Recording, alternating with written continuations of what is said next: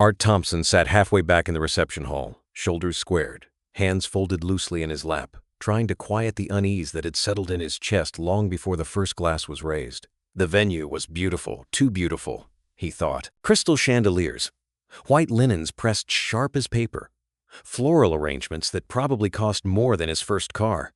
He told himself this wasn't about money. It was his son's wedding. He should feel proud. And yet, from the moment he'd taken his seat, he'd felt like a guest instead of a father, like someone who'd arrived late to a life that had already moved on without him. When Michael stood and tapped his fork against the glass, the room softened into expectant silence. Art straightened without thinking, a reflex carved into him by years of showing up, of being ready when his son needed him. Michael smiled easy, practiced, and began to speak. He thanked the guests for coming.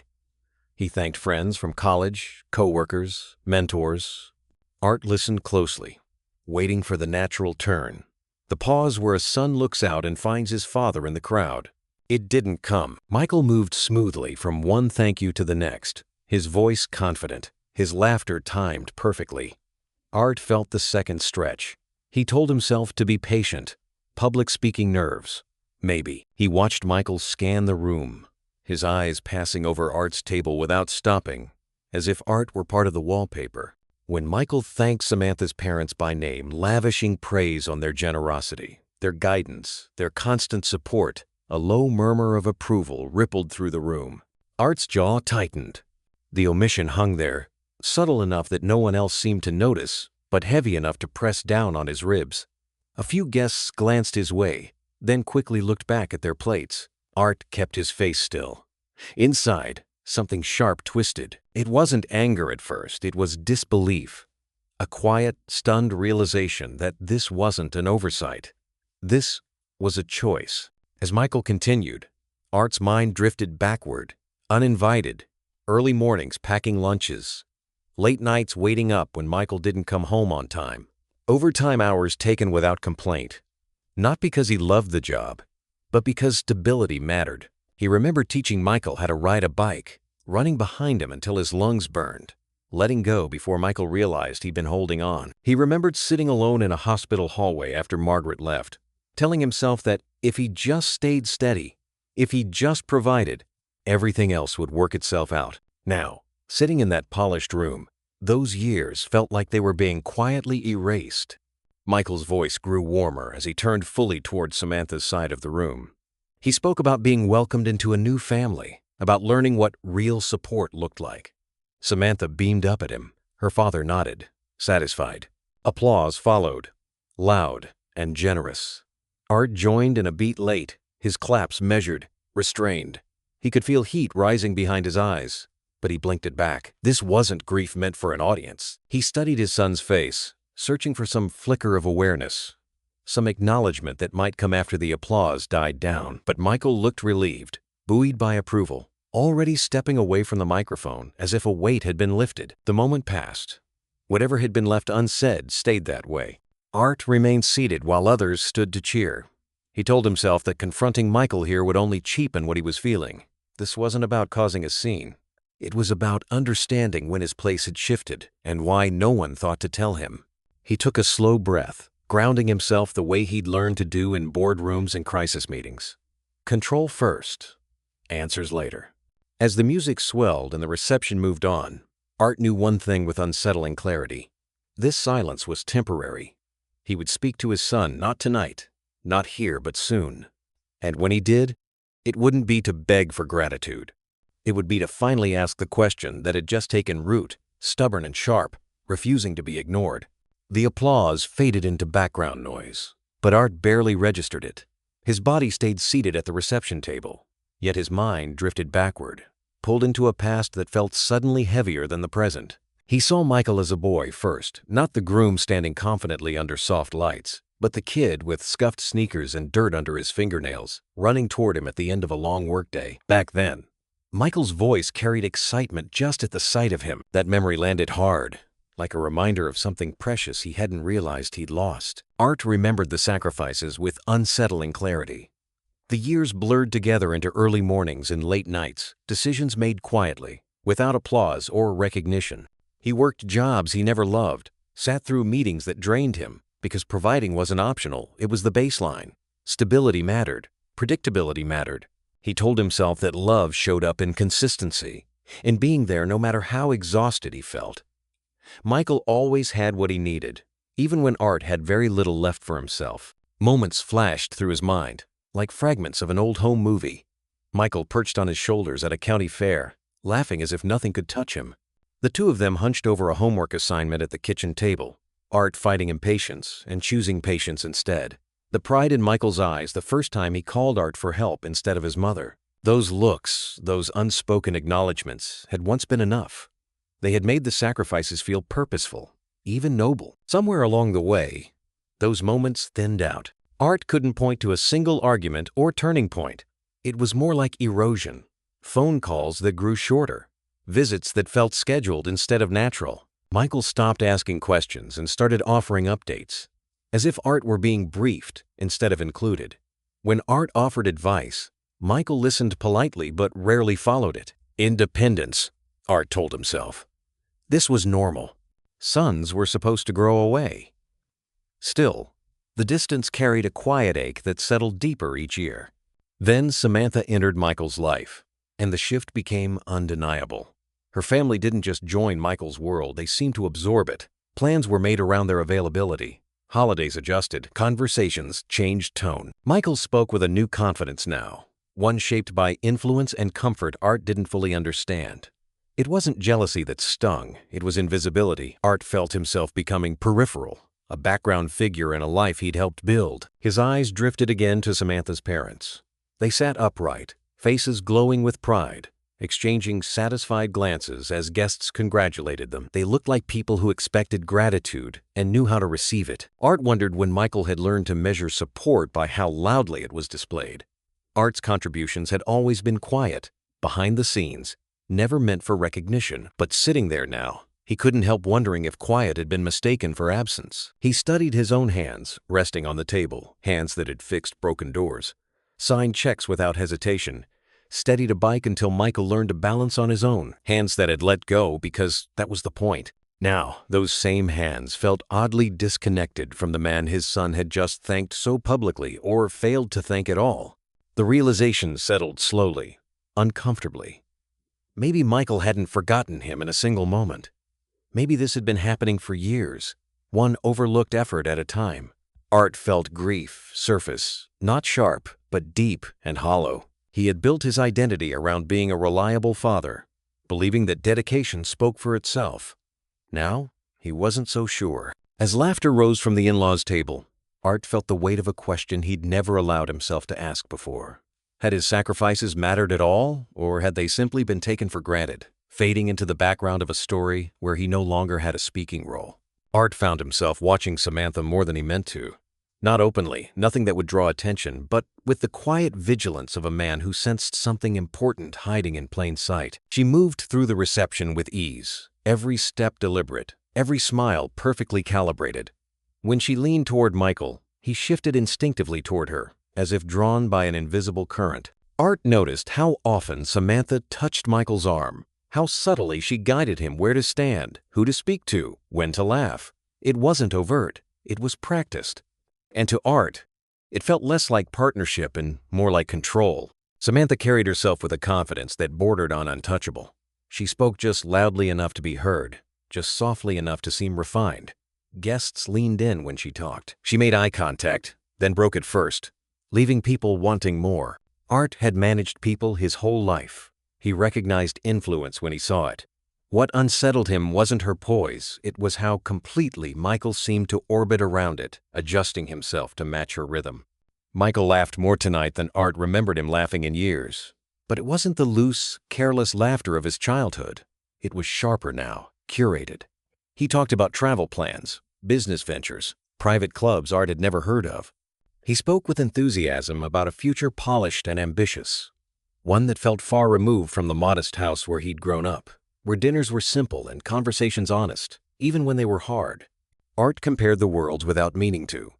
The past rose up uninvited, worn furniture, secondhand cars, vacations that meant long drives instead of flights. It hadn't been glamorous, but it had been solid. There was warmth in that life. There was time. Now Michael stood in a room that gleamed with excess, surrounded by people who spoke the language of status as fluently as breath. Art wondered when comfort had stopped being enough. Samantha's glances toward him were brief but telling. A nod that didn't quite reach her eyes. A polite smile delivered without warmth. Once, as she passed his table, she offered a quiet, "I hope you're enjoying yourself," her tone smooth, distant. It sounded less like concern and more like a formality she'd checked off her list. Art felt the message underneath it. You're a guest here, not a pillar. He watched as Samantha's parents circulated, confident and expansive, greeting guests who seemed eager for their approval. Michael stayed close to them, soaking it in. Art couldn't help noticing how natural it all looked, how easily his son fit into their world. That realization landed heavier than jealousy. It felt like replacement, as if the foundation Art had laid had simply been built over, hidden beneath something flashier. Art's thoughts drifted again to sacrifice, not as martyrdom, but as fact. He had shaped his life around Michael's needs, believing that presence didn't require performance.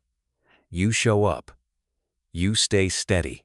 You let your actions speak. But sitting there now, watching his son glow under the influence of another family's approval, Art felt a crack form in that belief. Maybe sacrifice meant nothing if it wasn't seen. Maybe love that stayed quiet eventually became invisible. The music shifted, drawing applause from one side of the room.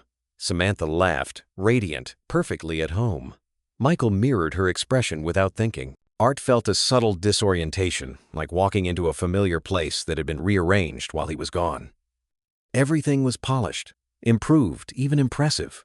And yet, there was no place left that felt like his. He looked around the reception hall and realized, with a sharp pang, that he didn't recognize the life being celebrated. This wasn't the world he'd raised his son in. This wasn't the future he'd imagined contributing to. He was present, but unnecessary, included, but irrelevant. As Art sat there, the truth pressed in quietly but firmly. Whatever role he once held in Michael's life had been overtaken by something sleeker, louder, and far more visible. And for the first time that night, Art understood that this feeling, this displacement, wasn't going to fade when the music stopped. Art found Jenna near the edge of the reception hall, standing just far enough from the noise to hear herself think. She held a glass she hadn't touched, her eyes following the crowd with quiet concern. When she saw him approaching, her expression softened immediately. That alone nearly undid him. He didn't say anything at first. He just stood beside her, the music thudding faintly through the walls, and let the silence stretch until words finally surfaced. "I don't think he even noticed," Art said, his voice low. Or maybe he did, and chose not to. Jenna didn't ask who he meant.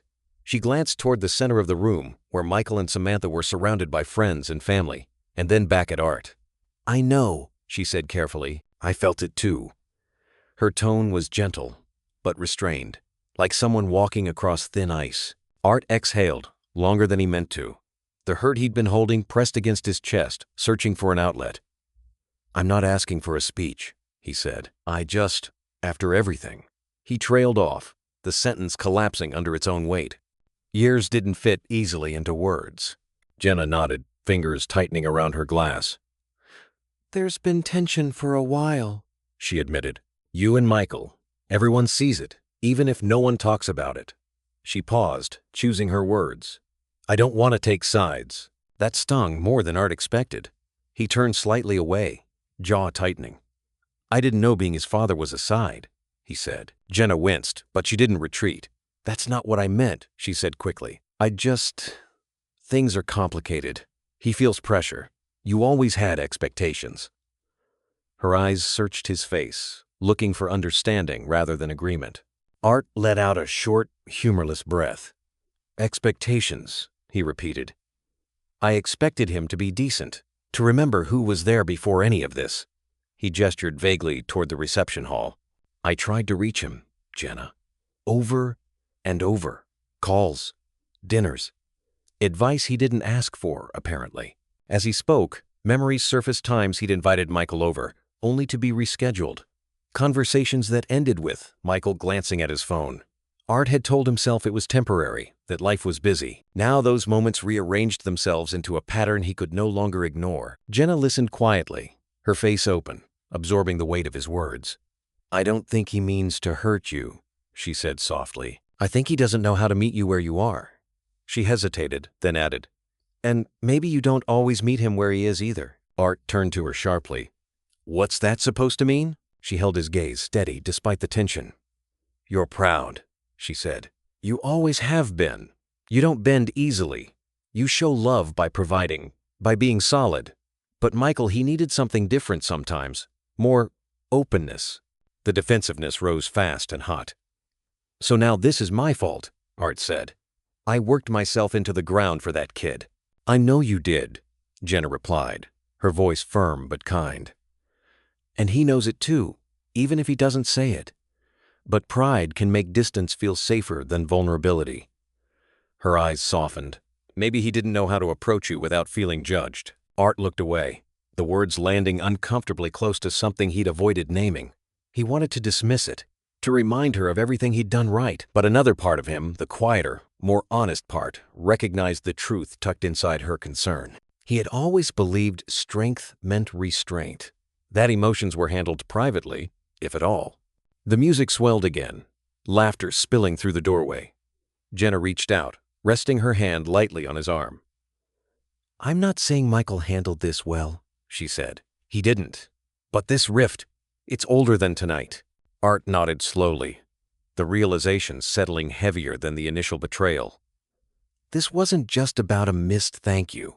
It was about years of unspoken expectations, unmet needs, and a pride that had kept both sides at a careful distance. As Jenna squeezed his arm and stepped back into the crowd, Art remained where he was, staring at the floor. For the first time that night, he wondered if confronting Michael wouldn't just mean demanding respect, but facing the uncomfortable truth of his own role in the silence between them. The music softened again, glasses chimed, and a ripple of attention moved through the room as a man Art hadn't seen all evening stepped toward the microphone. Bobby Grant, the venue owner. Art straightened without meaning to. He and Bobby went back years long before this place had chandeliers or valet parking, back when it was just a converted warehouse, and a handshake still meant something. Art assumed it was a courtesy announcement, maybe a thank you for choosing the venue. Nothing more. Bobby cleared his throat and smiled at the crowd, but there was something different in his expression. Less polish, more weight. "If you'll indulge me for just a moment," he said, voice steady but deliberate. "I know this night is about Michael and Samantha. It should be. But I'd like to recognize someone who rarely gets recognized." Art felt a subtle tightening in his chest. Bobby's gaze moved across the room until it settled unmistakably on him. "Arthur Thompson," he said, loud enough to carry. A murmur passed through the guests. Art froze, every instinct telling him to shrink back, to wave it off. Bobby didn't give him the chance. "I've known Art for over 20 years, Bobby continued. "Back when I was trying to keep this place afloat, and he was working jobs that drained the life out of him. He never complained, never asked for favors. But he showed up for his family, for his friends, and sometimes for people who didn't even realize they needed him." The room grew quiet. Not the polite quiet of attention, but the kind that comes when something real cuts through the noise.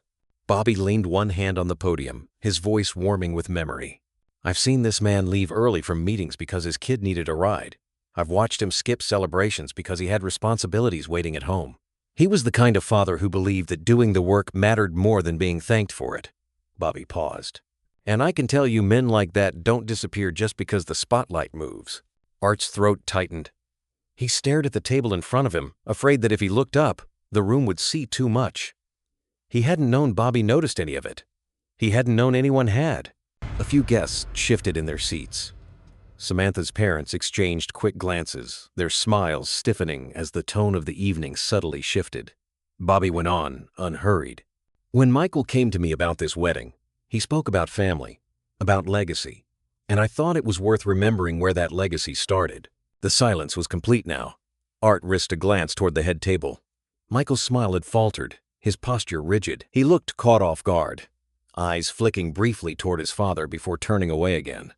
Discomfort was written plainly across his face. Bobby lifted his glass. "So, before we move on," he said, "I want to acknowledge a man who spent his life building something solid, even when no one was watching.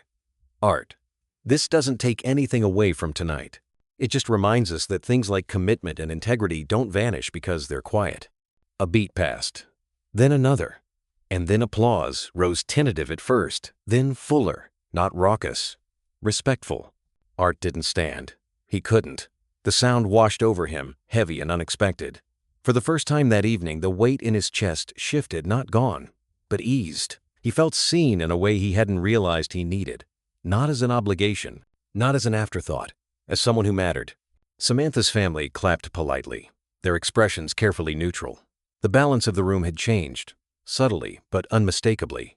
This wasn't just Michael's night anymore. It had been interrupted by truth. As Bobby stepped away from the microphone and the music slowly returned, Art remained still, his hands resting on the table, his mind racing. Validation felt good, but it also sharpened something else, because now the omission was undeniable. And as he looked at his son, avoiding his gaze, Art understood that silence after this would mean something very different. The phone rang late the next morning, long after the echoes of the wedding had faded, but before Art had managed to shake their weight. He sat at his kitchen table with a mug of coffee gone cold, sunlight spilling across the worn wood like it had every morning for years. When he saw Michael's name on the screen, his first instinct was to let it ring. He didn't. He answered on the fourth vibration, his voice steady, betraying none of the tension coiled tight in his chest. "Hey, Dad," Michael said. His tone was light, almost breezy, as if they were picking up a conversation that hadn't been fractured the night before. There was noise in the background traffic maybe, or voices suggesting Michael was already moving on to the next thing. "I just wanted to call about, yesterday." Art said nothing. He waited. Michael cleared his throat. "I've been thinking about the toast," he continued. "If anything came across the wrong way, I'm sorry. It was a lot happening at once. Nerves, you know how it is." He laughed softly, a sound that landed wrong. "I didn't mean anything by it." Art stared at the surface of the table, tracing a familiar scratch with his thumb. The apology hovered there, thin and unfinished. It didn't reach for him.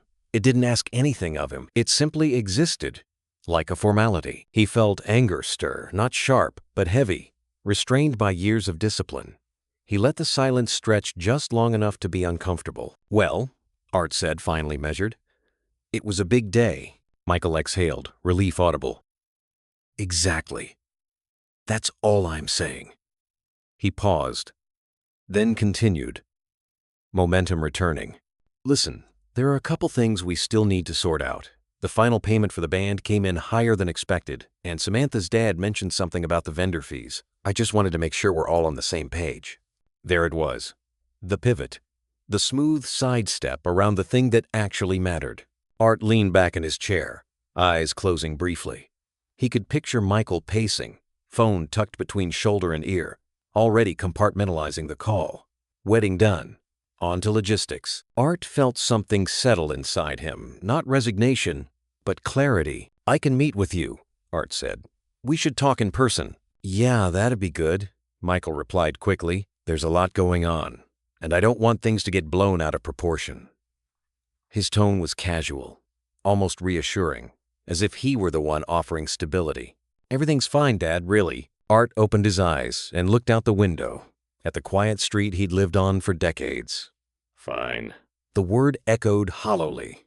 He knew better. Fine was what people said when they didn't want to slow down long enough to examine the damage. "Let me know when," Art said. "Sure," Michael answered. "I'll text you. And hey, I appreciate you being understanding." Another small laugh. Another attempt to smooth things over. They said their goodbyes, brief and polite. The line went dead. Art didn't move right away. He held the phone loosely in his hand, feeling the unresolved weight of the conversation press down on him. Michael had called, yes, but not to listen, not to understand. The apology had been offered the way one offers a receipt, proof that the transaction was complete. Art set the phone down carefully. His anger hadn't exploded. It hadn't needed to. It had sharpened instead, focused by the realization that nothing would change unless he made it change. As he sat there in the quiet, one truth became undeniable. The next conversation would not be allowed to drift, and when it happened, it would not end as neatly as Michael seemed to expect. The house felt unusually quiet that afternoon, the kind of quiet that made every small sound feel louder than it should. Art sat alone in the living room, the wedding suit still hanging untouched on the back of the bedroom door, as if it belonged to someone else. His thoughts drifted, unprompted, toward Margaret. His ex-wife had a way of resurfacing whenever he was forced to take stock of the past. 15 years divorced, and yet her presence still lingered in the corners of his memory, sharp and unresolved. Margaret had always told him the same thing, usually late at night when exhaustion stripped away her patience. "You're here, but you're not really here." At the time, Art had taken it as criticism from someone who didn't understand pressure. He believed showing up meant paying the bills, keeping the lights on, making sure their children never felt instability the way he had growing up. Love, to him, was reliability. Margaret wanted conversation, vulnerability, shared weight. He thought those things were luxuries they couldn't afford. Now, sitting in the stillness, Art wondered how much of that disconnect had seeped into Michael without him noticing. He replayed moments from Michael's teenage years, the missed dinners, the school events he arrived late to, the times he'd said, "We'll talk later," and meant it. Later had always felt responsible, necessary, but maybe later had sounded like dismissal to a boy who needed reassurance more than structure. Art felt a dull ache spread through his chest as he acknowledged something he'd resisted for years. His work, first mentality, might not have just built security.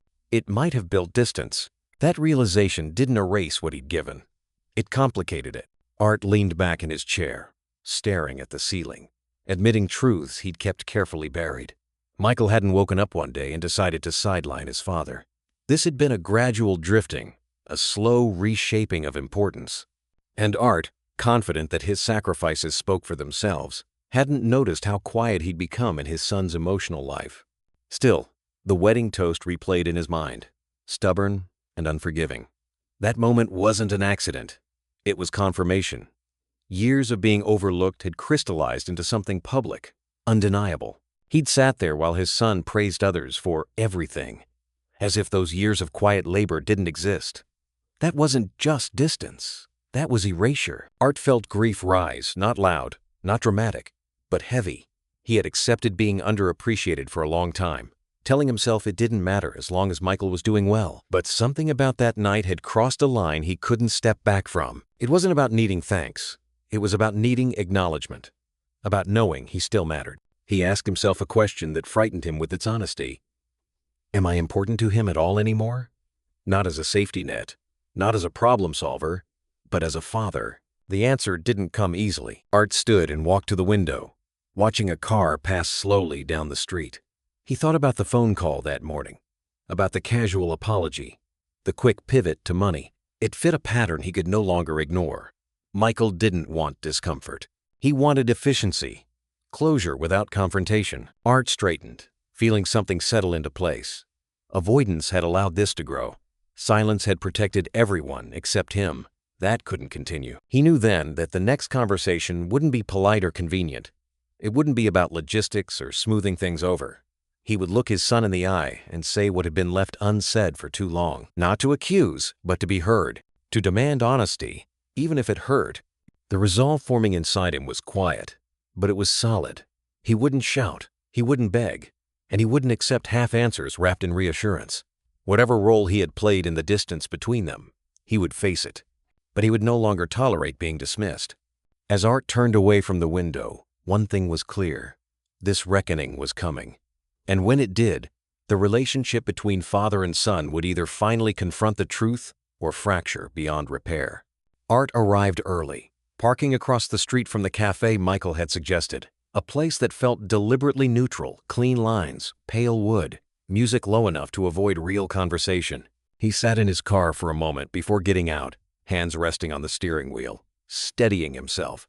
This wasn't a spontaneous talk. He'd chosen this morning carefully, knowing that if he didn't say what needed to be said now, he might never say it at all. Michael showed up 10 minutes late, phone in hand, eyes already scanning the room. He smiled when he spotted Art, the same polite smile from the phone call. "Hey, Dad," he said, sliding into the chair across from him. "Sorry, traffic was a mess."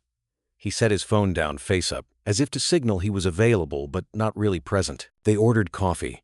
Silence settled between them, tight and expectant. "I wanted to clear the air," Michael began before Art could speak. "About the wedding. I know things got weird. If you felt overlooked, that wasn't my intention." He shrugged slightly. "It was just a lot to juggle. Art listened without interrupting, his expression unreadable. When Michael finished, Art leaned forward, forearms on the table. "That wasn't an apology," he said calmly. "That was you explaining it away." Michael blinked, caught off guard. "I said I was sorry." "You said you were sorry if I felt something," Art replied. "That's not the same thing." Michael exhaled, irritation flickering across his face. "Dad, come on. We're not doing this, are we?" "Yes," Art said, his voice steady. "We are." He spoke then of the years he'd poured into raising Michael not as a ledger, but as context, of showing up when it mattered, even when it cost him, of how sitting there at the reception, listening to his son thank everyone but him, had felt like being erased. "I didn't need a spotlight," Art said. "I needed acknowledgement. I needed to know I still mattered." Michael shifted in his seat. "You're taking this too personally," he said. "It was one moment." "It was a moment that said a lot," Art replied. "And it wasn't the first." Michael glanced at his phone, then back at Art. "Look, we can talk about feelings all day, but there are real things to handle. The wedding went over budget. We're still sorting out payments." Art's frustration finally surfaced. "That's exactly what I'm talking about," he said. "Every time this gets uncomfortable, you change the subject. You've been doing it for years." Michael's jaw tightened. "I'm busy," he said flatly. "I have responsibilities now." "So did I," Art shot back. He caught himself, lowering his voice. "And I still found time to be present." Michael shook his head. "You don't get it. The world's different now. You expect things the way they used to be." "No," Art said. "I expect respect." Michael leaned back, crossing his arms. "This is what I mean. You're old-fashioned. You take everything personally. Not everything is about you." The words landed hard. Art felt them settle deep, heavy with finality. He searched Michael's face for something: remorse, understanding, even anger, but found only impatience. "I didn't come here to be dismissed," Art said quietly. "I came here to be heard." Michael said nothing. Art stood, pushing his chair back slowly. "When you're ready to actually talk," he said, "you know where to find me." He didn't wait for a response. As he walked out, the bell above the door chimed softly, indifferent to the fracture it marked. Outside, the air felt sharper. Art paused on the sidewalk. The rejection still raw, but beneath it, something firmer had taken hold. He wasn't wrong for wanting more, and he wouldn't let this conversation be the end of it. Art didn't drive home right away. He took the long way, letting familiar streets pass without really seeing them, his mind circling the conversation he'd just left behind. The cafe door closing felt louder now, final, in a way that unsettled him. He remembered other mornings with Michael, earlier ones, better ones. Saturdays when they'd worked side by side in the garage, Michael handing him tools with exaggerated seriousness. Long drives to out-of-town games, the two of them sharing silence that felt companionable instead of strained. There had been a time when his son leaned toward him, not away. That version of Michael hadn't vanished overnight. As Art drove, he acknowledged something he'd resisted, admitting protection had always been his instinct.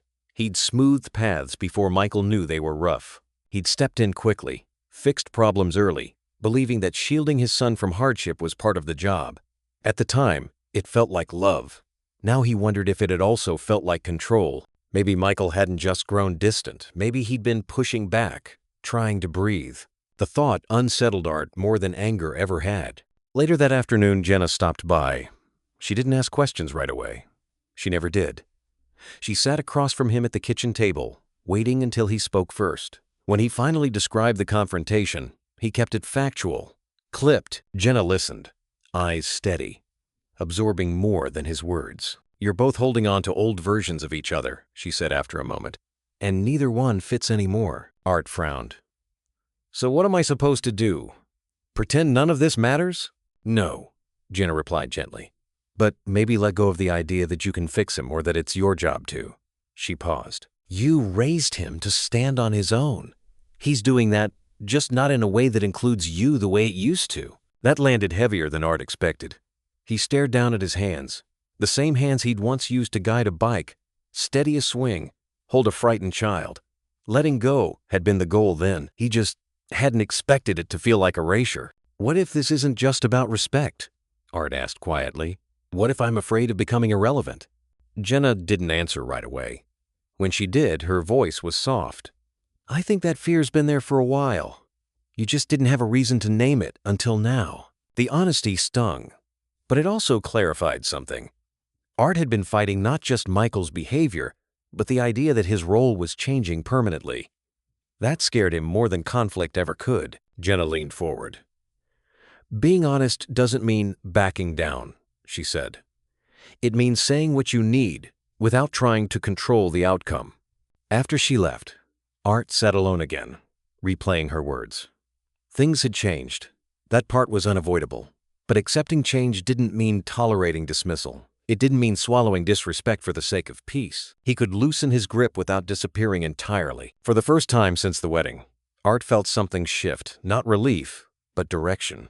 He didn't need Michael to return to who he used to be. He needed Michael to meet him where he was now, and if that didn't happen, Art would still hold his ground. He stood, walked to the window, and watched the light fade from the street. The next step wouldn't be emotional or loud. It would be deliberate, measured. He would stop reacting and start deciding. And as that resolve settled in, Art understood that whatever came next would test more than their relationship.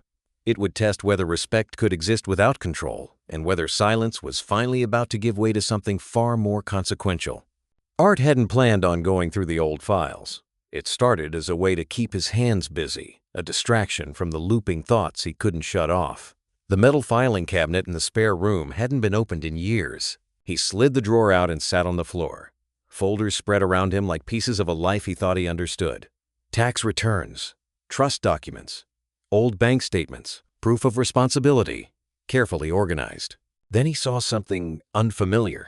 The paper stock was newer, the letterhead sharper. Art pulled the folder closer, his brow tightening as he scanned the first page. His name appeared in bold print, followed by numbers that didn't make sense. He flipped to the next page, then another. The air in the room seemed to thin as realization crept in, slow and unwelcome. Michael had been living beyond his means. The documents painted a picture Art hadn't been invited to see. Credit lines extended, payments deferred, expenses that didn't match Michael's salary. And threaded through it all was Art's trust listed not as a boundary, but as a safety net, a fallback. Worse, a loan agreement surfaced near the bottom of the stack, stamped and signed months ago. Michael's signature. And beneath it, Art's name typed in as co-signer. Art stared at it, his pulse thudding in his ears. He had never signed this, never been asked, never been told. The betrayal felt different this time. Colder, sharper. This wasn't emotional distance or careless words. This was leverage taken quietly, behind his back, with the assumption that he'd never notice, or that he'd cover it once he did. He didn't sit with it long. Anger gave him clarity. Art picked up the phone and called Michael. Michael answered on the third ring. "What's up, Dad?" Art didn't soften his tone. "We need to talk. Now." There was a pause. "About what?" "About the loan you took out using my name." Silence stretched on the line. Then Michael laughed too quickly. "What are you talking about?" Art closed his eyes briefly. "Don't do that," he said. "I have the documents in front of me." Another pause, this one heavier. "You must be mistaken," Michael said. "I would never—" "Enough," Art snapped, the word cutting through. "You didn't tell me, you didn't ask me, and you tied my trust to your debt." Michael's voice hardened. "You're overreacting. It's not a big deal. Everything's under control." "That's not an answer," Art said. "Did you do it or not?" Michael exhaled sharply. "It's complicated." That was all Art needed to hear. "You used me," Art said quietly. "You didn't just overlook me. You assumed access." Michael bristled. "I knew you'd help if it came to it. You always do." The words landed like a verdict. Years of sacrifice rearranged into expectation. Art felt something inside him break cleanly, without drama. This was the truth beneath everything. The wedding, the apologies, the avoidance. Michael didn't see him as a father anymore. He saw him as a resource. "I'm not fixing this," Art said. "Not now. Not ever again." Michael scoffed. "So you're just going to abandon me?" Art's voice was steady. I'm stepping back from being your safety net." The call ended badly. Accusations, raised voices. Michael denied responsibility even as the evidence sat undeniable in Art's hands. When the line finally went dead, the room felt eerily calm. Art gathered the papers and placed them neatly back into the folder. His anger didn't explode. It settled into resolve. The next morning, he called his lawyer. By the time he hung up, the path forward was clear. The trust would be restructured, the will rewritten, conditions put in place, firm ones. No more open doors, no more assumptions. If Michael wanted independence, he would have it fully. As Art sat back in his chair, the weight of the decision pressed down on him, but beneath it was something stronger. Control had shifted. Quietly, permanently. Michael had crossed a line he couldn't uncross. And Art was done being the unseen foundation, propping up a life that refused to acknowledge him. Art chose his dining room for the meeting, not out of sentiment, but intent. The table was solid oak, scarred from years of use, the kind of furniture that didn't bend under pressure. He'd sent the message the night before, brief, direct, impossible to misread. "We need to talk. All of us." By the time they arrived, Art had already decided he wouldn't soften his words to keep the peace. Michael came in first, jaw set, energy tight. Samantha followed, composed, eyes scanning the room as if assessing terrain. Jenna arrived last, offering Art a look that carried both support and concern. No one sat right away. The air was heavy, anticipatory. Art gestured to the chairs. "Sit," Michael scoffed as he pulled one out. "This feels unnecessary," he said. "I don't know why you're turning this into a thing. That's the problem," Art replied evenly. "You don't see it as a thing." Michael folded his arms. "You're out of touch, Dad. You don't understand how things work anymore. You're digging into stuff that isn't your business." Art felt the words hit, but he didn't flinch. "It became my business when my name was attached to your debt." Samantha shifted in her seat, crossing her legs slowly. "Michael's under a lot of pressure," she said, voice smooth but cool. "Weddings are expensive. Expectations are high. This doesn't need to be dramatic." Art turned to her. "I'm not being dramatic. I'm being factual." Jenna leaned forward. "Let's slow this down," she said gently. "We're here to talk, not attack each other." Art nodded once, then looked back at Michael. "You took out loans you couldn't afford. You used my trust without telling me. And you've been living like there's always someone behind you to clean it up." Michael's face reddened. "That's not fair." "It's accurate," Art said. His voice didn't rise, but it hardened. "You're 30 years old, Michael. You talk about independence, but you're still spending like there's no consequence." Michael pushed his chair back slightly. "You've always been like this," he snapped. "Monitoring, judging, acting like you know better." "I do know better," Art replied, "because I've been the one paying for your safety net." Samantha let out a small, pointed laugh. "This is exactly what I mean," she said. "Everything with you turns into a lecture. No wonder he feels suffocated." Art's eyes flicked to her. "Suffocated by accountability?" he asked. Jenna interjected again, tension in her voice now. "Please, this isn't helping." But Art didn't stop. "You want the truth?" he said, looking directly at Michael. "You're living a life you can't sustain, and instead of owning it, you're hiding behind charm and excuses." Michael stood abruptly. "I never asked you to save me." Art rose too, just enough to meet his son's gaze. "You didn't have to. You assumed I would." Silence slammed into the room. Michael's shoulders sagged slightly.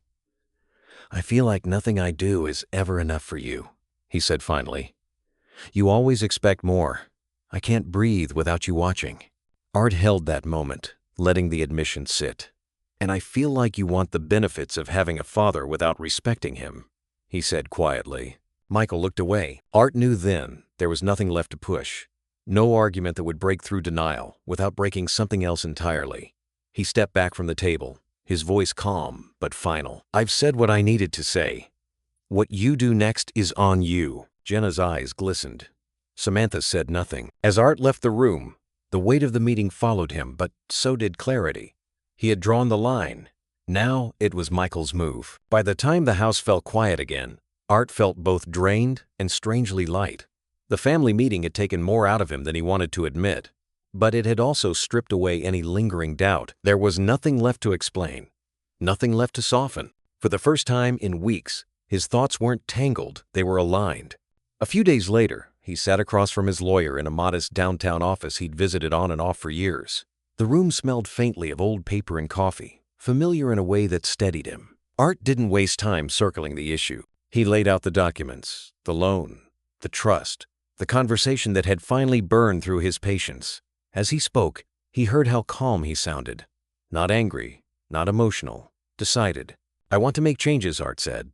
"Real ones." The lawyer nodded slowly, listening without interruption. When Art finished, the man leaned back in his chair. "You're talking about conditions," he said. "Clear boundaries." "That's exactly what I'm talking about," Art replied. They went through the will line by line. No vague language, no assumptions. Art was explicit. Any inheritance tied to Michael would require proof of financial independence, personal accountability, and time, real time, without reliance on family money. No access to trusts as a fallback. No quiet bailouts. The lawyer asked more than once if he was sure. Art didn't hesitate. "I should have done this years ago." When he left the office, the afternoon air felt sharper, cleaner. The weight he'd carried of being responsible for outcomes he couldn't control had shifted. This wasn't punishment. It was structure. The same thing he'd always believed in, finally applied where it mattered most. Michael, unaware of any of it, continued on as if nothing fundamental had changed. Art heard updates through Jenna in fragments: work, stress, social events, small complaints dressed up as jokes. Denial had always been Michael's refuge. As long as consequences stayed abstract, he didn't have to face them. Art stopped filling in the gaps. He didn't call. He didn't check in under the guise of concern. When Michael sent a casual text weeks later, something light, something transactional, Art replied politely, briefly. No invitations. No advice. The distance wasn't punishment either. It was preservation. He began focusing inward in ways he hadn't allowed himself to before. Long walks in the morning. Dinners that didn't revolve around anyone else's schedule. Reconnecting with old friends he'd slowly let drift. The quiet didn't feel empty anymore. It felt earned. Jenna noticed the change quickly. "I'm worried about how final this feels," she admitted one evening as they sat on the porch. "You and Michael, this can't just end." Art watched the sun dip below the trees before answering. "It doesn't have to end," he said. "But it can't keep going the way it was." "You know he's struggling," she said. "I know," Art replied. "But struggling isn't the same as taking responsibility." Jenna sighed, nodding, though concern still lingered in her eyes. "Just don't close yourself off completely." Art met her Gaza. "I'm not closing off. I'm stepping back." That distinction mattered. As night settled in, Art felt the certainty of his decision settle with it. He had spent too many years reacting, adjusting his boundaries to accommodate someone else's comfort. That version of him was done. Whatever came next would be on his terms. For the first time, Art understood the power of refusing to be moved. And somewhere down the line, when the consequences finally caught up, Michael would have to decide whether he wanted a relationship built on respect or none at all. Michael showed up unannounced a week later, his car pulling into Art's driveway with more aggression than necessary. Art saw it through the front window and didn't move right away. He waited until the engine cut and the door slammed before opening his own. There was no avoiding this anymore, and he wasn't inclined to soften what had already been made clear. Michael didn't bother with greetings. "So that's it?" he said the moment he stepped inside. "You just cut me off and act like you're some kind of martyr?" Art closed the door calmly. "I didn't cut you off," he replied. "I drew a line." Michael scoffed, pacing the living room. "You always do this. You turn everything into a lesson, everything into leverage." His voice rose. "You're obsessed with money. You're punishing me because I didn't live my life the way you wanted." Art watched him, noting the familiar deflection. "This has nothing to do with money," he said evenly. "It has to do with responsibility and respect." "Don't pretend this isn't about control," Michael snapped. "You want me to jump through hoops just to prove I'm worthy of being your son." Art shook his head slowly. "You're already my son. That's not what's on trial here." He stepped closer, not threatening, but grounded. What matters is whether you can own your choices without expecting someone else to absorb the consequences. Michael's face tightened, confusion bleeding into anger. I don't even know what you want from me anymore. I want honesty, Art replied. I want accountability, and I want you to stop treating me like a resource you can tap whenever things get uncomfortable. For a moment, Michael looked like he might respond. Instead, he turned away sharply. This is ridiculous, he muttered. You're impossible. He headed for the door, stopping only long enough to throw one last line over his shoulder. I don't need this. The door slammed, rattling the frame. Art stood in the quiet that followed, the echoes settling around him. It hurt more than he wanted to admit, but not enough to make him chase after his son. He'd done that too many times already. Later that evening, Samantha approached him during a small family gathering, her tone carefully neutral. Michael's upset, she said. He feels like you're punishing him instead of supporting him. Art met her gaze. Support doesn't mean enabling. She folded her arms. You could apologize. At least acknowledge that you pushed him. Art's voice remained steady. I won't apologize for protecting myself. Samantha studied him, clearly unused to resistance. You're driving him away. Then he's choosing distance, Art replied. Not me. Jenna found him shortly after, concern etched across her face. You don't have to be this hard, she said quietly. He's hurting too. I know, Art answered. But pain doesn't excuse denial. Jenna sighed, her empathy tugging in both directions. I just don't want this to become permanent. Art looked past her, toward the darkened hallway where Michael had disappeared earlier. Neither do I, he said. But pretending nothing's wrong won't fix it. Michael's refusal to listen, his insistence on framing everything as an attack left Art with no room to maneuver. He felt the distance widen, solidifying into something heavier than misunderstanding. Still, he didn't waver. If Michael wanted a relationship built on honesty, it was still possible. But if he wanted comfort without accountability, Art would not be part of that equation. As the night wore on, Art remained where he was steadfast, unmoving, knowing that whatever came next would depend entirely on whether his son was willing to face the truth he kept running from. The days after the confrontation settled into a quiet Art hadn't experienced in years. Not the restless quiet of avoidance, but a deliberate stillness he chose each morning when he didn't reach for his phone. He stopped replaying arguments in his head, stopped rehearsing what he might say if Michael called again. The emotional back and forth had exhausted him, and for the first time, he allowed himself to step out of it completely. Michael did call. At first, it was once a day, then twice. Short voicemails, casual in tone, pretending nothing serious had happened. Just checking in. We should talk. Texts followed light, almost joking, as if familiarity could reset everything. Art read them without responding. Each unanswered message felt uncomfortable, even cruel at moments. But he recognized the pull for what it was. Michael wasn't reaching out to understand. He was reaching out to restore the old balance, the one where pressure eased the moment Art stepped back in. Art refused. Instead, he filled his days differently. He met an old co-worker for lunch, someone he hadn't seen since retirement. They talked about anything but family, baseball, travel, the strange relief of no longer proving yourself. Art joined a small woodworking group that met once a week at a community center. His hands remembering movements, his mind found calming. In the evenings, he took long walks, letting his thoughts come and go without chasing them. The silence no longer felt like absence. It felt like space. Jenna noticed the change quickly.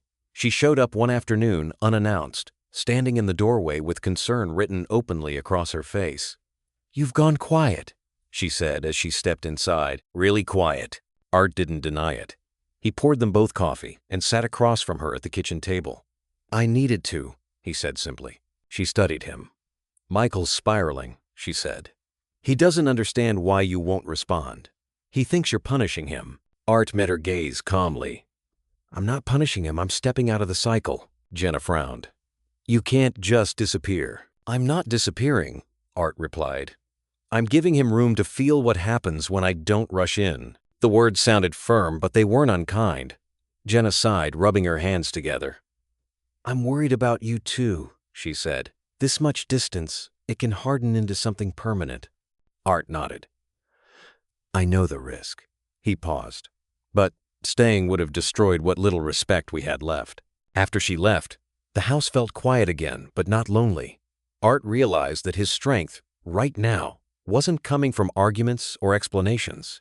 It was coming from restraint, from choosing not to react. Michael's frustration grew louder through secondhand updates. He complained to Jenna, to Samantha. He framed Art's silence as abandonment, as stubbornness, as cruelty. Art listened without responding, understanding something Michael didn't yet grasp. Discomfort was the point. Not as revenge, but as consequence. One evening, Art sat alone on his back porch, watching dusk settle over the yard. He thought about all the years he'd equated love with effort, with fixing, rescuing, smoothing things over. Silence had once felt like failure to him. Now, he understood it differently. Silence wasn't surrender. It was boundary. Michael would either learn to stand without leaning, or he wouldn't. That choice was no longer Art's responsibility. As the night deepened, Art felt a steady certainty take hold. Letting go wasn't weakness. It was trust in the idea that real growth only happens when someone stops being protected from their own choices. And whatever came next, anger, understanding, or distance, Art knew he'd finally stopped carrying weight that was never his to bear. Art sat across from his lawyer for the second time that month, the familiar office no longer feeling like a place for hypotheticals. The legal pad between them was filled now. Lines crossed out and rewritten. Margins crowded with notes. This wasn't planning for the distant future anymore. This was drawing a boundary that would outlast anger, silence, even reconciliation if it ever came. "I want this finalized," Art said. His voice was steady, but there was weight behind it. "No more assumptions. No more loopholes." The lawyer studied him carefully. "This changes the nature of your estate significantly," he said. "It's firm." "That's the point," Art replied. They went through the will clause by clause. Where there had once been unconditional language phrases rooted in trust and tradition, there were now conditions that demanded proof, not promises. Michael would not inherit simply by being Art's son. He would have to demonstrate sustained financial independence, documented responsibility, and a willingness to engage honestly, without manipulation or entitlement. No emergency access, no quiet rescues, no inherited safety net waiting beneath reckless choices. Art paused more than once as the words took shape on the page. This wasn't spite. It was grief reshaped into structure. Every condition reflected a lesson Art had tried to teach gently for years and had finally accepted would not land without consequence. "You understand this may push him further away," the lawyer said carefully. Art nodded. "I've already been pushed aside," he said. "This just makes it honest." When he signed the final page, the pen felt heavier than it should have. Not because he doubted the decision, but because he understood it was irreversible. This was no longer about reacting to Michael's behavior. It was about refusing to enable it. Michael, meanwhile, carried on as if nothing fundamental had shifted. He went to work. He made plans. He complained about stress in the abstract, never naming its source. From a distance, Art could see how thoroughly his son avoided stillness, how denial functioned as momentum. As long as nothing forced a reckoning, Michael could pretend the ground beneath him was solid. The silence between them held. Not cold, not explosive, just unresolved. Weeks passed before the truth surfaced. Michael learned about the changes the way he learned most things now, abruptly, without context, without preparation. He showed up at Art's house that evening. Anger barely contained. Eyes sharp with betrayal. "You rewrote your will?" Michael demanded. "Without telling me?" Art didn't flinch. "Yes." "You're trying to control me from the grave now?" Michael snapped. "That's low. That's vindictive." Art met his gaze calmly. "It's protective. Of both of us." Michael laughed, harsh and incredulous. "So this is punishment because I didn't live up to your standards?" "This isn't about standards," Art said. "It's about accountability." Michael paced the room, running a hand through his hair. "You're cutting me off. You're treating me like a problem, instead of your son." Art felt the sting, but he didn't retreat. "I'm treating you like an adult," he said. "One who needs to stand on his own without assuming I'll absorb the fallout." Michael's voice rose. "You think money will fix what you broke?" Art shook his head slowly. I think consequences will force you to look at what you keep avoiding. Silence followed, thick and charged. This is cruel, Michael said finally. You're doing this to hurt me. Art stepped closer, his voice low but unwavering. I'm doing this because everything else failed. Because rescuing you taught you nothing. And because loving you doesn't mean sacrificing my dignity. Michael stared at him, stunned not by the conditions themselves, but by the refusal beneath them. The old Art would have softened by now, explained, apologized. This version didn't. You'll regret this, Michael said. Maybe, Art replied. But I would regret continuing the way we were far more. Michael left without another word, the door closing behind him with a finality that echoed through the house. Art stood where he was long after, feeling the tremor of what had just passed, but also the certainty anchoring him in place. This wasn't revenge. It was a line drawn in permanence. And whatever Michael chose to do next, change, resist, or walk away entirely, would finally be his choice alone. Michael came back 2 days later, anger sharpened into something more desperate. He didn't knock this time. He rang the bell once, hard, then stood on the porch with his arms crossed, jaw tight. Art opened the door slowly, already knowing how this would go. You can't do this, Michael said the moment he stepped inside. You don't get to rewrite my future because you're mad at me. Art closed the door behind him and faced his son. I didn't rewrite your future, he said evenly. I stopped carrying it. Michael scoffed. That's just a nice way of saying you're abandoning me. No, Art replied. It's a way of saying I'm done rescuing you. Michael's voice rose. He talked about loyalty, about family, about how fathers were supposed to support their children no matter what. Art listened without interrupting, his posture relaxed but immovable. When Michael finally paused, breathless, Art spoke. You're 30 years old, he said. Support doesn't mean insulation from consequences, and I'm not changing my decision. Michael's eyes flashed. Then maybe we're done, he said. Maybe I don't need a father who treats me like a liability. Art nodded once. That's your choice, he said quietly. But I won't chase you anymore. The words landed harder than any argument. Michael stared at him, searching for hesitation, for fear. There was none. He left shortly after, slamming the door hard enough to rattle the frame. Jenna called that night. I'm worried, she said. He's spiraling. He says you're cutting him out of your life. Art leaned back in his chair, exhaustion settling into his bones. I'm not cutting him out, he said. I'm stepping aside. There has to be a middle ground, Jenna insisted. This is the middle ground, Art replied. Any closer, and I enable him. Any farther, and I disappear. This is where I stand. Weeks passed. The silence stretched, but it wasn't empty. It was active. Art filled it with routine morning walks, lunches with friends, projects around the house he'd put off for years. He slept better than he had in months. The constant tension he'd lived with, the readiness to fix, to explain, to absorb, had faded. Michael, on the other hand, began to feel the weight Art had been carrying for him. The financial strain surfaced first. Bills piled up, credit tightened. The confidence Michael wore so easily at the wedding began to crack under pressure. He leaned harder on Samantha's parents, accepting help he once would have brushed off with pride. Their support came with conditions of its own expectations, opinions, reminders that generosity was never free. Art heard pieces of it through Jenna, though he never asked. He's stressed, she said one afternoon. He didn't think things would get this tight. Art nodded. He never had to.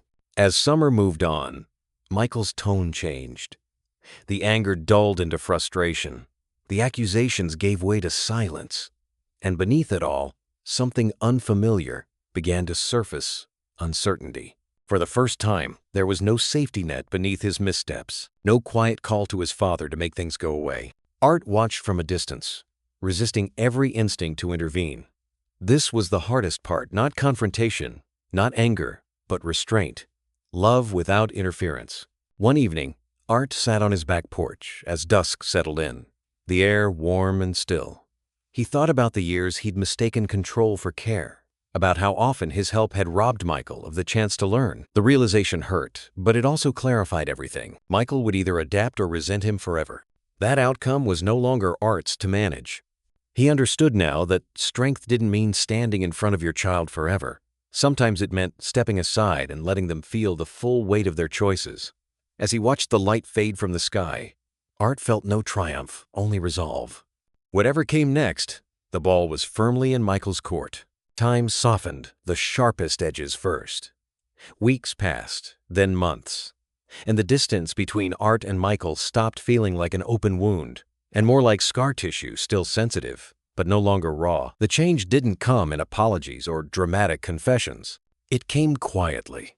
A text that didn't ask for anything. A voicemail left simply to say he hoped Art was doing well. Small gestures, cautious and unpolished, as if Michael were testing unfamiliar ground. Art noticed them all. He didn't rush to respond. Experience had taught him that urgency often masked motive. Part of him wondered if these efforts were driven by reflection or by fear. The will still loomed unspoken between them, its conditions a silent presence shaping every interaction. Art refused to let that pressure dictate his judgment. If this reconciliation was real, it would reveal itself over time. Jenna, ever hopeful, encouraged him gently. "He's trying," she said more than once. "You can't ignore that." "I'm not ignoring it," Art replied. "I'm observing it." Michael's attempts grew steadier. He stopped complaining about money. He didn't hint at help or rescue. Instead, he talked about adjustments, downsizing plans, budgeting, saying no to things he'd once chased without thought. The change was subtle, but consistent. Art listened, careful not to reward progress with premature trust. When they finally met in person again, it was brief and intentional. Coffee, neutral ground, no heavy topics. Michael arrived early this time, phone tucked away, attention focused. He didn't apologize right away. He didn't need to. The effort was in how he showed up. Still, Art kept his guard. Forgiveness wasn't a switch. It was a process, and part of that process meant sitting with discomfort instead of erasing it. The hurt hadn't vanished. There were moments, unexpected ones, when a word or look reminded Art of the betrayal, of the years he'd felt invisible. Those memories didn't disappear just because circumstances improved. Michael continued to do the work without being prompted. He followed through. He didn't deflect when conversations brushed against the past. When Art spoke honestly, Michael listened, really listened, without rushing to defend himself. That mattered more than any apology. Art felt the internal conflict keenly. He wanted his son back. Not the version shaped by entitlement or avoidance, but the one who once showed up earnestly, without assumption. At the same time, he feared losing the ground he'd gained, the self-respect that had taken so long to reclaim. Slowly, he allowed small connections to form, shared meals, short phone calls, conversations that ended without tension. Each moment was measured, intentional, trust rebuilt not through promises, but through repetition. Jenna noticed the shift and smiled when she saw them together again, though Art cautioned her with a look. "We're not finished," he told her quietly. "I know," she said. "But you're moving." "So is he," Art replied. "That's the difference." The realization settled in gradually. Healing didn't require forgetting. It required clarity. Art could acknowledge progress without erasing boundaries. He could open the door without removing the lock. One evening, after a particularly easy conversation, Art sat alone and allowed himself to feel something close to hope. Not the naive hope that everything would return to how it once was, but a steadier kind. The kind that accepted change as permanent and growth as possible. There was no finish line in sight. No moment where everything would be declared fixed. And that was okay. Healing, Art understood now, wasn't about restoring the past. It was about building something new on firmer ground. And as long as Michael continued to stand on his own, there was room, slowly, carefully, for a relationship that no longer relied on silence, leverage, or obligation, but on mutual respect earned over time. Christmas came quietly that year. No packed house, no forced cheer, no pressure to perform tradition the way it used to be done. Art kept it simple. Lights on the tree, a small roast in the oven, a table set for more than one but not crowded with expectation. As dusk settled outside, he stood by the window for a moment, watching the sky darken, feeling something unfamiliar settle in his chest. Not dread, not hope either, just calm. He hadn't expected company. Not really. When the doorbell rang, he paused, then opened it to find Michael and Samantha standing on the porch, coats dusted lightly with snow. Michael looked different, quieter somehow. his posture less defensive. Samantha's smile was tentative, no longer polished for an audience. "Hey, Dad," Michael said. Art stepped aside and let them in. The tension was there immediately. A thin wire stretched across the room, but it didn't snap. It held. They exchanged small talk: weather, traffic, how cold it had gotten earlier than expected. It was careful, restrained, but not strained. Art noticed that Michael didn't check his phone. That alone felt like progress. They sat down to eat, the clink of silverware filling gaps where conversation once rushed to cover discomfort.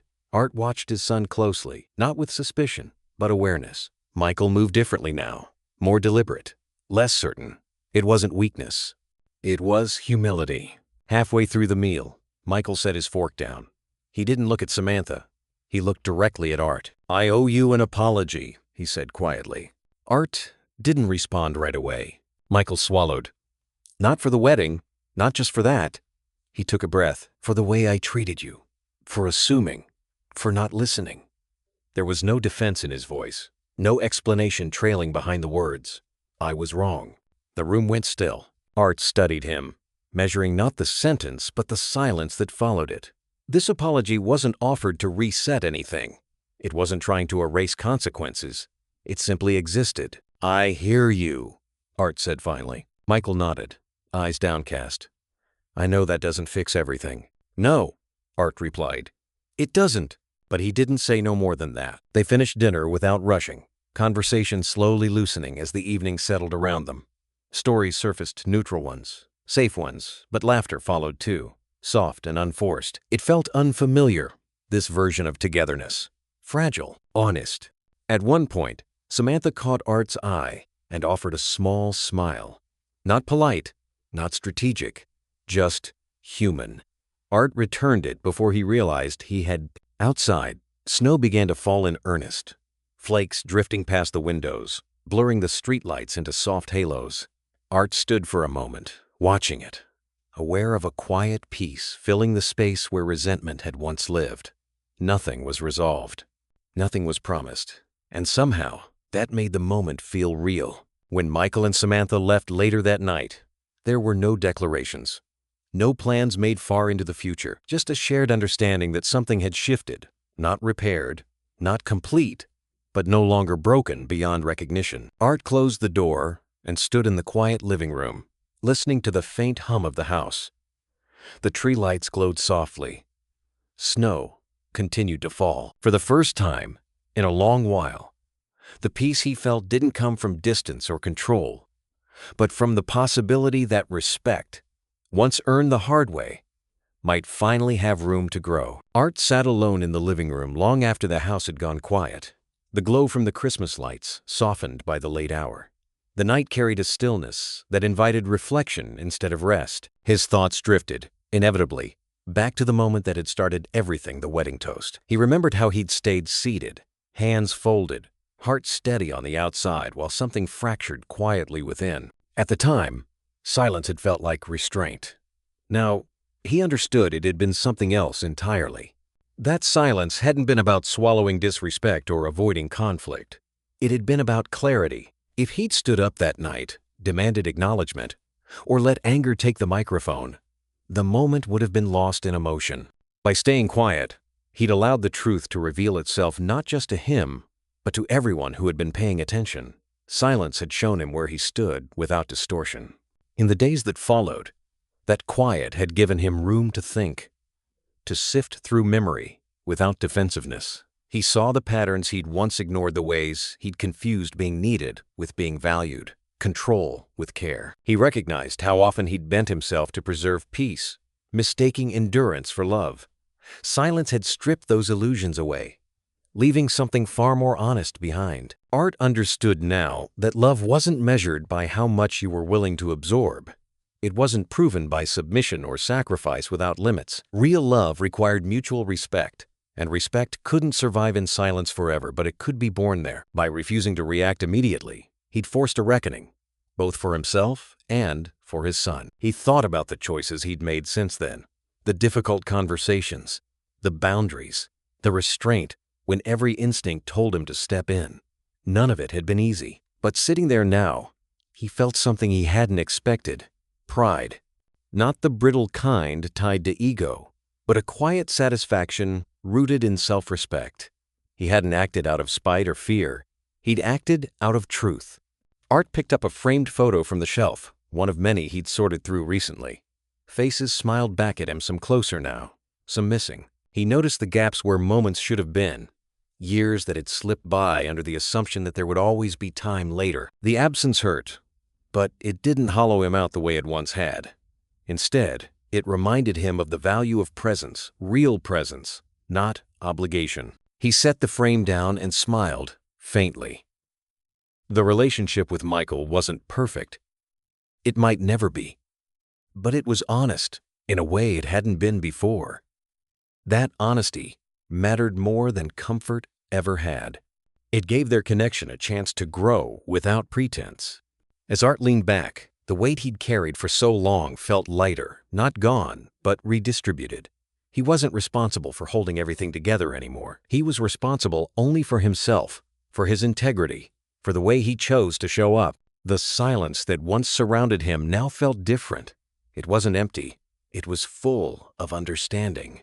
And for the first time in years, Art felt at peace, not because everything had worked out, but because he had finally learned when to speak, when to wait, and when silence itself was the strongest statement. Art drove slowly past Michael's house, his hands steady on the wheel, his eyes forward even as the familiar shape of the place entered his peripheral vision. The lawn was trimmed, the porch light newly replaced, the kind of surface-level order that once would have reassured him. Once, he would have seen responsibility in those details, proof that his son was doing fine, proof that all the sacrifices had led somewhere solid. Now, he understood how little appearances meant. He didn't slow down to stop. He didn't feel the old pull-the instinct to check in, to offer help, to fix something before it broke. That instinct had ruled him for decades. It had shaped his marriage, his career, his fatherhood. And letting it go had been the hardest thing he'd ever done. As the house slipped behind him, Art felt no bitterness, only distance, clean, earned distance. He thought about the years he'd spent believing that endurance was love, that staying quiet was strength, that if he just absorbed enough disappointment, things would eventually balance out. The wedding toast had cracked that belief open not because Michael hadn't thanked him, but because Art had finally seen the pattern clearly. Silence, when rooted in fear, wasn't noble. It was submission. And canceling that submission, that was the real turning point.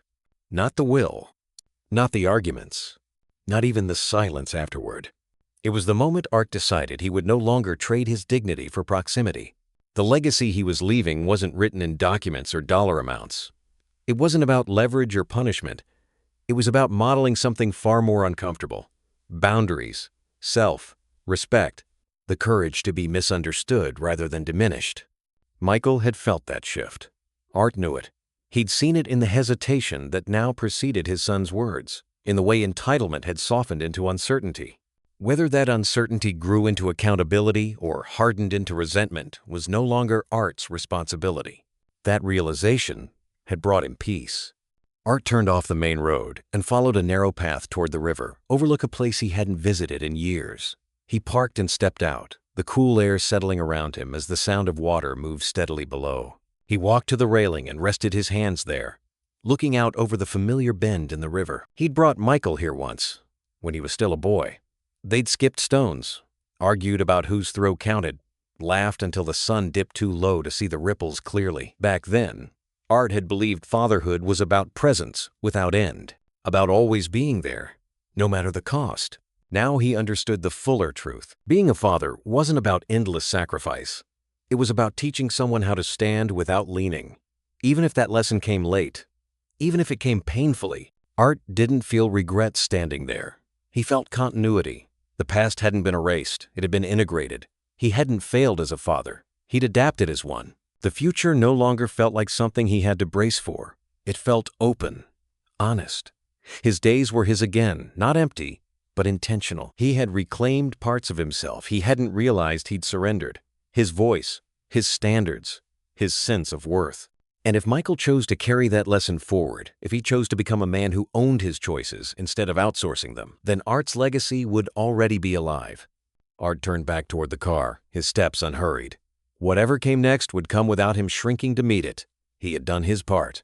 Not perfectly, but truthfully. As he drove away from the river, the road opening wide ahead of him, Art felt something settle deep in his chest. Not pride, not vindication, but alignment.